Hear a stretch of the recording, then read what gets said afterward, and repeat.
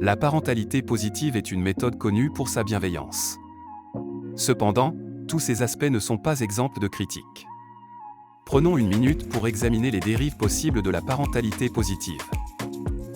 En premier lieu, la parentalité positive peut être perçue comme trop laxiste. Les enfants, dans leur apprentissage de la vie, ont besoin de limites claires pour se sentir en sécurité et bien grandir. L'absence de règles peut les exposer à des risques. Deuxièmement, elle peut donner trop de pouvoir aux enfants. Certes, il est important d'écouter et de respecter leurs opinions, mais ils ne doivent pas détenir l'autorité ultime. Le rôle des parents est de guider et de décider quand c'est nécessaire. Ensuite, le souci constant de ne pas blesser leurs sentiments peut mener à une surprotection. Cela peut les empêcher de faire face à des situations difficiles, ce qui est crucial pour leur développement et leur résilience. De plus, la parentalité positive peut mettre une pression énorme sur les parents. La culpabilité de ne pas être assez positif peut créer du stress, de l'anxiété et éventuellement conduire à un épuisement parental. La parentalité positive peut également créer une dépendance excessive.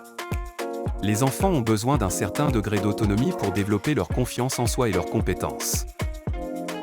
En outre, elle peut promouvoir un manque de réalisme. La vie n'est pas toujours rose et les enfants doivent apprendre à faire face à des échecs, des déceptions et des sentiments négatifs. La parentalité positive peut aussi décourager la discipline. Indispensable pour inculquer le sens des responsabilités, la discipline est parfois perçue comme incompatible avec cette approche.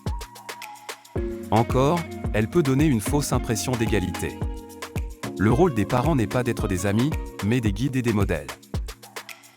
Aussi, la parentalité positive peut sembler déconnectée des réalités sociales et culturelles de certaines familles. Elle est souvent perçue comme une méthode occidentale, qui ne tient pas compte des divers contextes familiaux. Elle peut aussi ignorer l'importance des conflits. Les conflits font partie de la vie et apprendre à les gérer est une compétence essentielle. Enfin, la parentalité positive peut promouvoir l'individualisme au détriment du collectif. L'intérêt de l'enfant ne doit pas toujours primer sur celui du groupe familial. Comme toute approche, la parentalité positive a ses limites. Son application nécessite un équilibre délicat pour éviter ces dérives. Il est important de garder à l'esprit que chaque enfant, chaque parent et chaque famille est unique. Il n'y a pas de méthode unique qui convienne à tous.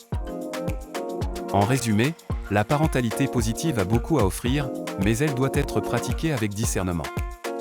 Il s'agit de trouver le juste milieu entre la bienveillance et l'établissement de limites claires. En fin de compte, l'objectif de tout parent est de préparer son enfant à devenir un adulte épanoui, responsable et heureux. Et cela passe par une approche équilibrée de la parentalité.